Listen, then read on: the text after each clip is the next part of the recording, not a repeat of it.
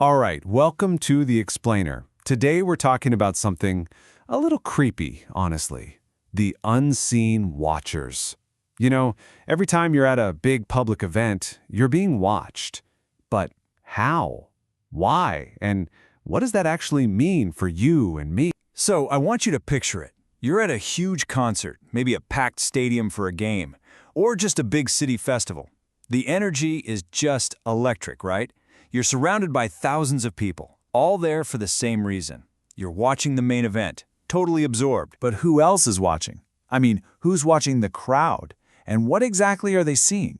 Well, as we're about to find out, the answers, they're a lot more complicated and frankly, have bigger consequences than you might think. Now, to really get a handle on this, we're diving into a fascinating report. It's from a Colorado-based tech research and education group called Virtualization Options LLC, and they've really pulled back the curtain on how and why our public spaces have become these major hubs for high-tech surveillance. All right, first up, let's meet these unseen watchers. We're going to look at what's being used and the reasons behind it. So, let's take a look at the toolkit.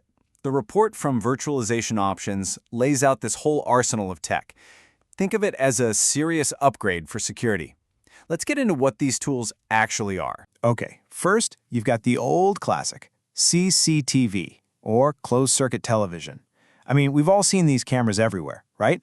The footage usually gets piped into some central control room where security folks are watching for any trouble as it happens.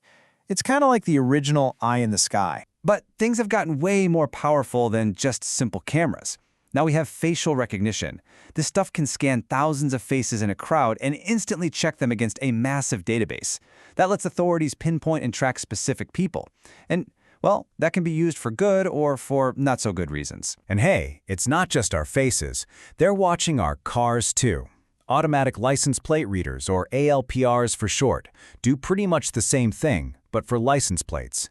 You'll see them at checkpoints, in parking garages, basically logging every single plate that goes by. Super useful for tracking vehicles or spotting a stolen car. So yeah, this tech is incredibly powerful. No doubt about it. But this is where the real debate kicks in. Is all this surveillance a tool to protect us, or is it slowly chipping away at our personal freedoms? The report really dives into both sides of this argument. Okay, let's start with the promise of safety.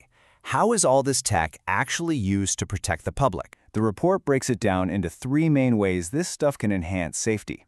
First, there's the deterrent effect. Just seeing cameras around might make a potential criminal think twice. Second, you get a much faster response.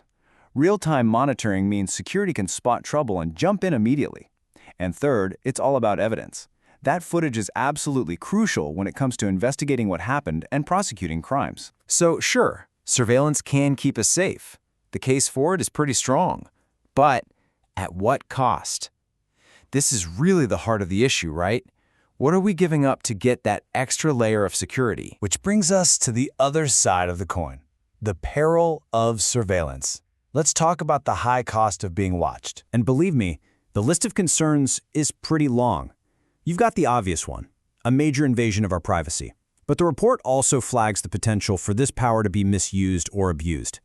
Then there's something called the chilling effect, the idea that people might stop going to protest or speaking freely if they know they're being recorded.